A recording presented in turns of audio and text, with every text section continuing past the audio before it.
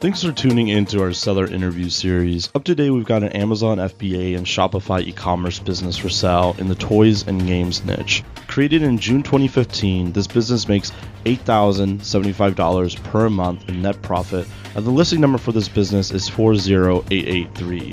Now, we do these interviews to give potential buyers more information about both the seller and the businesses they're looking to purchase. We hope these insights are helpful for you in making a buying decision. We've got the seller with us today to go through the business, cover everything from niche selection to traffic monetization. Thanks for coming on, Mark and Matt. Yeah, thank you for having us. Yeah, it's kind of a rarity that we get to have two people on here, so it's going to be extra fun. Before we dive into the questions, though, just to give a quick summary of the business for everyone listening out there, was built in June 2015, as I mentioned. The monthly revenue is $24,214, with expenses sitting at $16,139 for that net profit of $8,075. Now, that is over a 12-month average. With the sell, this business includes 2 Amazon FBA brands, as well as 2 domains with all the content included. Now, that all being said, this is a pretty healthy business you guys got here. Can you tell us a little bit about your background in building and running online businesses? Have you guys always been partners? Is this one of many businesses? Can you just kind of give us the story there? I'll take this one. Funny enough, Matt and I have been kindergarten best friends, grew up 4 houses down from one another. This was our first foray into, kind of going entrepreneurship. We always knew we wanted to do something entrepreneurial and always wanted to do something together.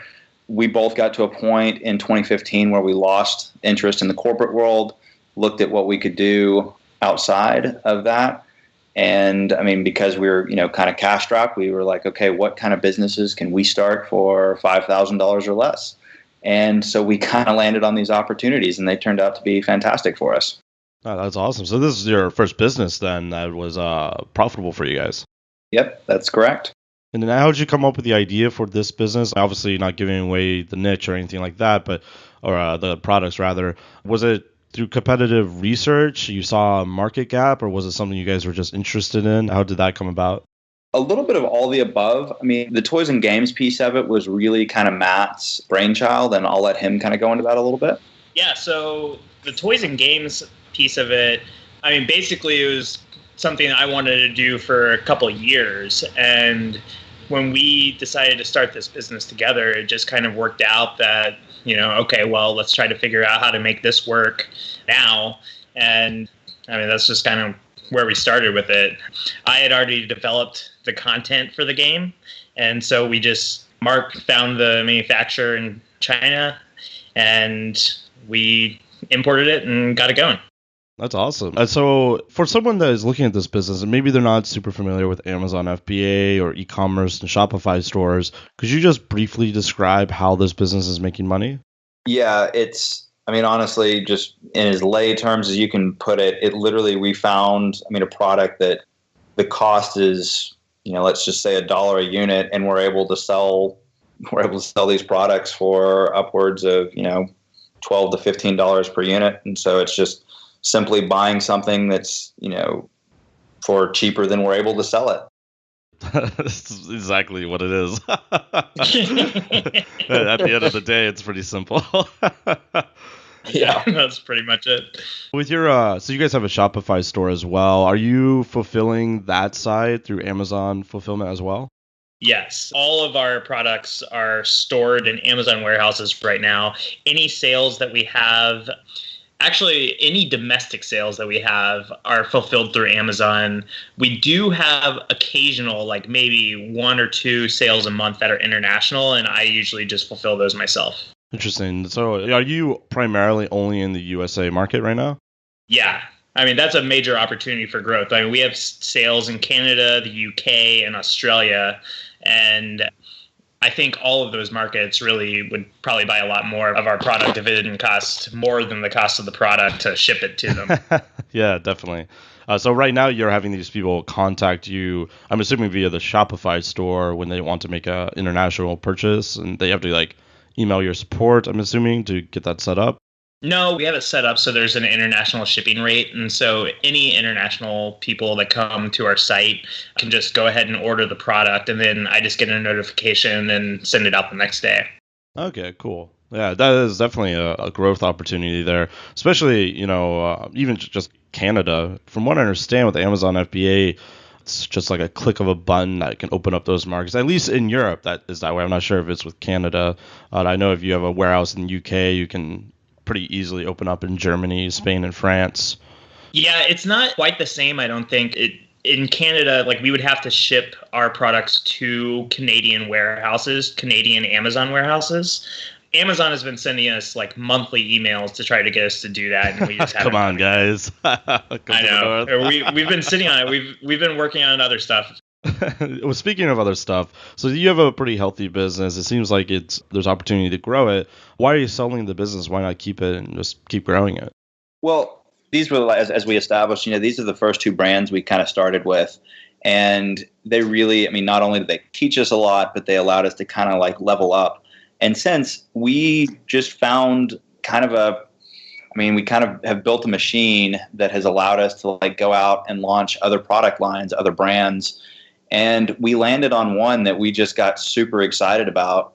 And we're going from more of a shotgun approach to like a very like laser focus on the niche that we're keeping. So you found one that just seems to be taking off, some meteoric rise then, huh? Yeah, and just to be clear, it is not in the same, not at all, in toys and games. So, and we love the toy and game space. I just don't want anybody to think that, we're going after something that would be competitive. Right, yeah, exactly. So what's the plan after the sale? Are you planning on using the capital you gain from this to invest into that other project, or are you just selling this mainly just so you have more headspace for the other business?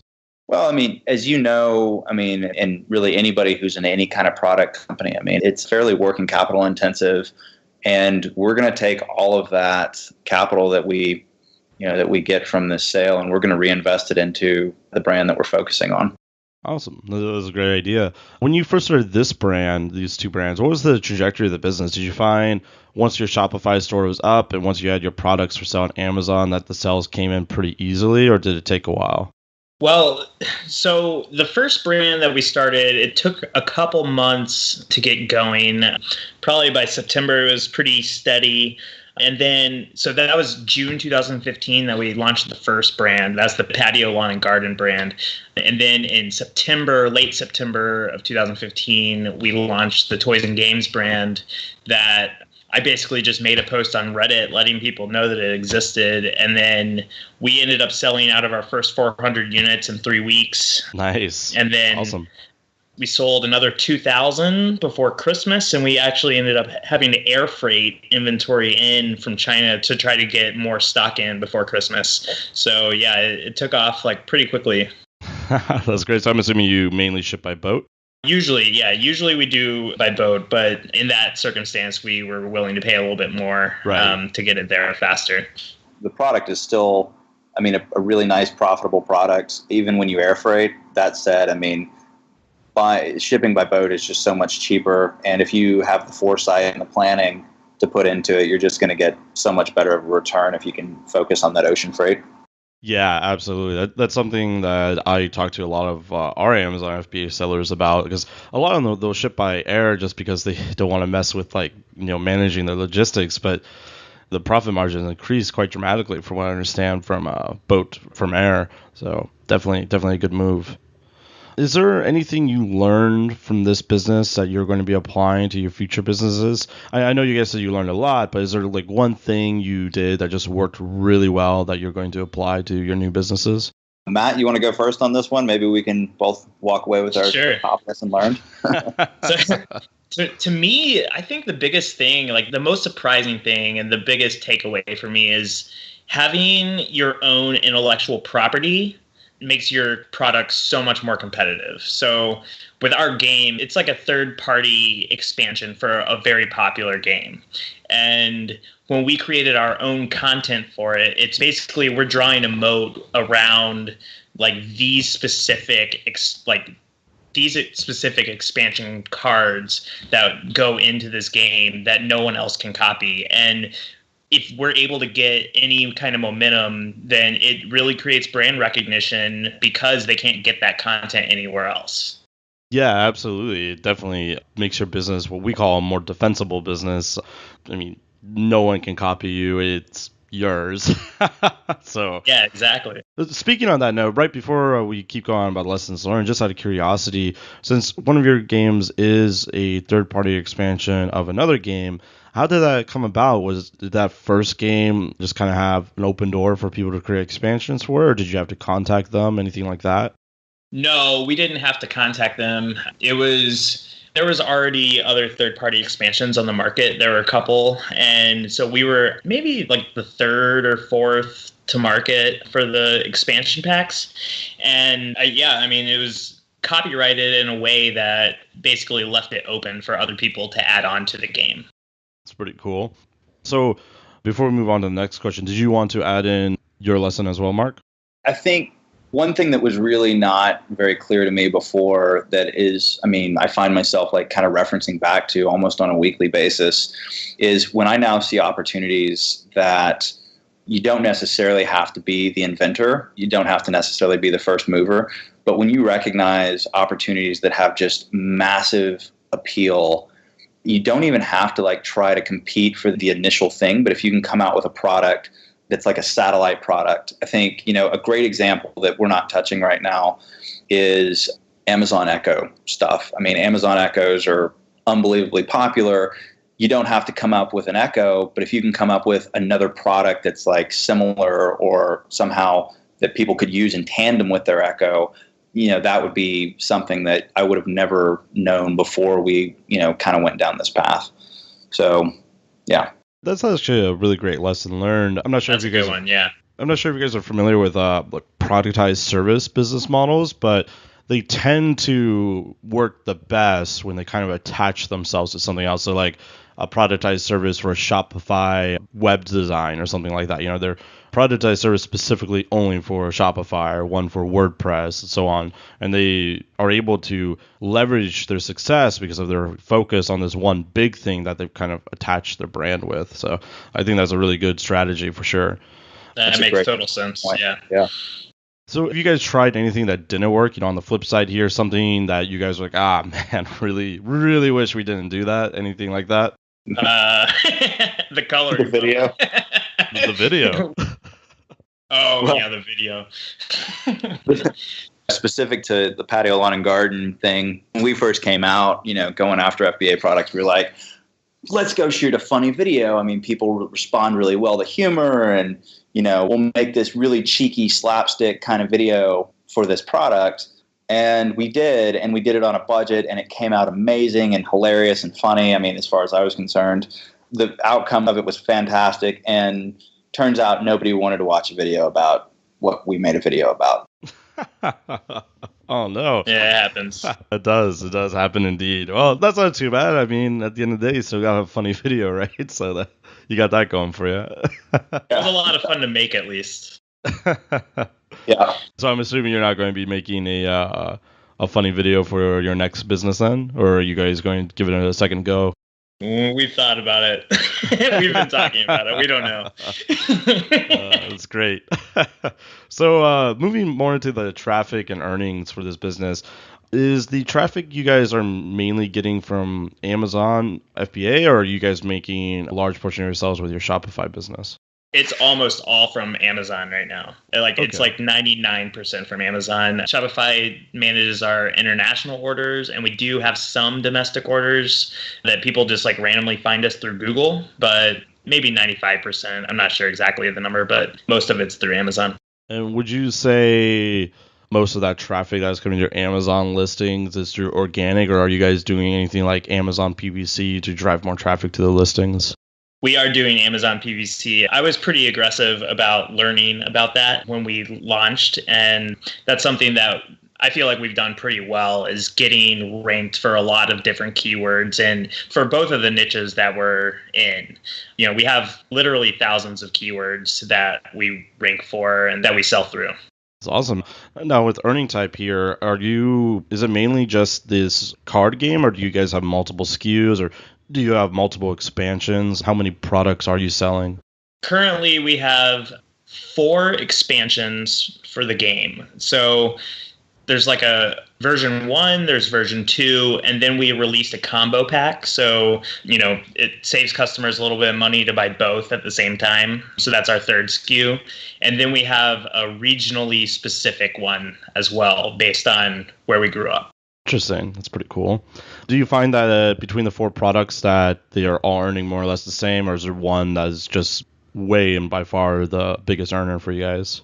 The first one is by far the biggest earner just because, it's been out the longest. And right. Actually, the second version was doing pretty well until we came out with the combo pack. And now that one has like dipped a bit. And now the combo pack does even better than the second version. So that's actually better for us for the combo pack to be doing better because we make more money from the combo pack than we do just from the second version sale.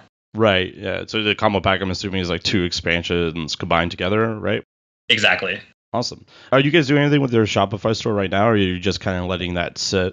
It's been sitting since we opened it, basically. I don't think that we've updated. I don't think we've updated the site even once, except to put on new products, and that's it. That's funny. So I'm assuming there's been no work done to get like organic traffic or Facebook ads or anything like that through your Shopify store? We have done some Facebook ads, although usually we just send the Facebook traffic straight to Amazon as well. So like we created the Shopify stores just so we could show Amazon, like we have a brand here and we were able to get both of these brands registered with Amazon. So you have a little bit more of a moat and people can't just jump onto the listing. And like basically it shows that we are the exclusive sellers of these 2 specific brands. That's good. That's good. And that's definitely an opportunity for someone who's a Shopify e-commerce wizard to come in there and send some more traffic that way as well. Are you guys building an email list at all, or are you just direct to product? Currently, we have 362 people on our email list, which is super small compared to the number of units we've sold. So Amazon doesn't share customer data. And so, one of the things that we really haven't focused on enough is building that email list. How are you building that email list right now? I know you guys, it hasn't been a focus, but for the 300 people, how did they end up getting on your list? We, through our Facebook and Instagram advertising, we offered discounts to people to sign up for our email list. So we basically had an Amazon coupon and we said, save 25% by signing up now. And they'd sign up and then they get the coupon code and they go buy it from Amazon. Okay, cool. Awesome. Speaking of, kind of opportunities, let's pretend that you guys weren't going to sell the business. You were just hypothetically going to keep it and keep growing it. What would be something you do to grow the business that you would consider the least risky path to growth? Oh, dude, there's so many. Lay it on me. So, okay, by far the easiest would be to expand internationally into other Amazon markets. We get emails at least once a month trying to get us to list in Australia and Canada and the UK. We have sales from all of those countries through our Shopify store, and we've never advertised to anyone outside the United States. So people kind of know about it somehow. I don't know where it comes from exactly, but yeah, that would be the easiest way. Anyone that has any experience with Google AdWords, we've done no Google advertising. We've done absolutely nothing to do with Google. And so anyone that has any experience with that can grow it. And then social media marketing is something that we didn't know anything about when we were starting these businesses. And I think that there's opportunities to do a lot better job than we've done with the social media as well. Also retail, if people are interested in getting these games into independent stores. I mean, we have people email us, we just had someone email us this week asking to carry our game in the store. So, I mean, it happens, I don't know, once every 2 or 3 months, some store will email us and we'll ship them out some games. Have you found much success with that? Do they keep reordering? Well, no, we haven't had anyone except for we had an online retailer that wasn't competing with us on Amazon but sold through their own website. They ordered multiple times from us. Small retail stores, they'll order a dozen. I have no idea what their foot traffic is like, and it's not something that we focused on at all. We primarily have focused on Amazon. Yeah. One of the big opportunities that we haven't really explored at this point, I mean, we have, for one of our other products, we use a different printing company for printing on cardstock. So there is also the opportunity, we believe, to reduce cost of goods sold by about 50%. Yeah. And that's something now, I mean, as a full disclosure, we have not used that new supplier for actual card printing, but we did use them to print some other books, and then they did a fantastic job to the point that were we to keep it for the next 2 to 3 years, we would start working to transfer suppliers almost immediately. Yep. Interesting. So just the card stock itself would be cheaper with this other supplier. Yeah. So, I mean, it essentially, it took it down, like I said, right around 50% of current costs. Wow, that's amazing. Yeah. Another opportunity for growth here is just coming out with new expansions, just like continuing to build onto the brand and come out with new products. That is by far not the easiest one, though. That one will take some time. Definitely. Now, if you guys were incredibly risky, you just kind of threw caution to the wind, and you wanted to grow this business as quickly as possible, is there anything you would do differently than what you just said? Is there anything you guys been thinking about doing? We're like, maybe not yet, but if you were risky, you'd do it. This is a great question. I want to hear Matt's answer. I mean, no. I don't have an answer for that. What about you, Mark? Yeah, I would invest in, $5-10 grand in just some kind of an unbelievable, ridiculous publicity stunt. Oh, yeah. At the very beginning when we did this, we had some guy write in and ask for an unbelievably complex, highly offensive mannequin to be created for him and delivered on his lawn. And I would find that opportunity and recreate that. And just go completely all out with it. That sounds like it would be a pretty fun method of publicity for sure. This brand is, that is the thing that makes me most sad about getting rid of this brand is how much fun it is. Yeah. It's kind of built into inherently because it's in the toys and games niche, right? So, right. Speaking of risk, is there anything that you guys see as the biggest risk to a business like this that a buyer should be aware of? Well, besides systemic risk with Amazon, they changed their algorithm and you kind of have to relearn things occasionally. One thing is, we are a third-party expansion for a popular game. If that game becomes a lot less popular, then our expansion just would become less popular by association. The game actually, just the original game, got national distribution over the last 6 months. So I don't expect that to happen anytime soon. But, that's certainly a risk that I would put in a 10K if I was doing a financial analysis or something like that. Also, Chinese manufacturers, we had an issue earlier for our inventory order for the holidays that was it was slightly off from our specifications and we probably shouldn't have approved the order. But it didn't, very few, only 1% of customers noticed and actually returned it. So it hasn't been an issue, but that was something that we both felt okay, well, that's something that we should be watching out for going forward. Yeah, those are all really great points. Amazon definitely is the elephant in the room. I don't think, with my knowledge of the game, I don't think there's too much concern there about losing popularity. But definitely Amazon has a tight grip on, Amazon FBA owners just by the very nature, right? So that is definitely somewhere that buyer could expand, say, the Shopify store and help mitigate a risk like that. But absolutely, definitely play by the rules as much as possible, Yeah. So with this business, can you describe the amount and type of work you guys are currently doing to maintain this business? Maybe your weekly tasks or monthly duties to keep it going? Sure. So right now, we decided after the holidays that we were going to focus on our other brand. And so we've been doing literally an hour to 2 a week. I basically go in and check how the pay-per-click ads are doing, and then I'll adjust some bids up and down. And that's really all we've done. When we have to do inventory reorders, then Mark usually takes care of the operations side of the business, and he will go in and he'll spend a few hours in a month trying to, just placing the order and stuff like that. But Mark, you haven't spent really any time on this brand since the new year, have you? No, our last, we did a very large purchase order back in, leading up to Christmas. And of course, there's a few hours, I'd say, working with the supplier, working with our QC guy on the ground in China. And then, I get it to a point where, the freight forwarder takes it over And we've got such a good working relationship with the freight forwarder at this point that, I mean, and we trust them a lot. It's become much easier than it was when we first started the business. I mean, like Matt said, anytime we have an order, I might spend a total of 6 hours like working on a particular order. Okay, so overall, the amount of time you guys are spending is pretty small, so that's definitely attractive. Yeah, like an hour or two a week, like tops. Is there any skills that you'd suggest for someone to have, especially if they're not like familiar with the niche, anything that would help them run this business even more successfully?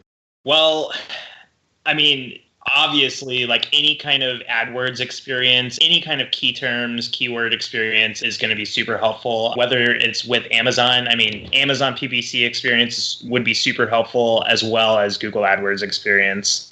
And then if you are going to be developing any new expansions or trying to expand the brand, then having a ridiculous sense of humor that, I mean, that's really what you want.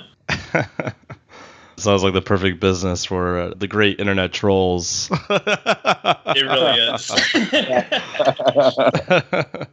Would you guys be willing to sign a non-compete? You guys basically already mentioned that you aren't going to be competing in this niche, but would you be willing to sign a non-compete with the buyer? Absolutely. I mean, it's not our style to like try to bait and switch, or not even bait and switch, but I mean, sell something off and then come and like kick somebody's ass. Yeah. That's just, I know all of your standard operating procedures. Yeah, right. How much support would you be willing to offer a buyer? Based on what, actually what Empire Flippers recommended was that pretty typical was 30 days support, email, and, maybe an hour or two a week on the phone or something along those lines. And we're completely amenable to that. That said, I mean, if it gets like to day 40 and somebody's like, really need some help, I mean, of course, like we're not going to say, we're not going to tell somebody to like go take a hike or anything like that. Right. Yeah. Obviously within reason, of course. If that person is calling you 10 hours a day all the way up to day 40, maybe a little different. If someone is literally on the phone with us 10 hours a day for this business, then they're doing something wrong. Definitely.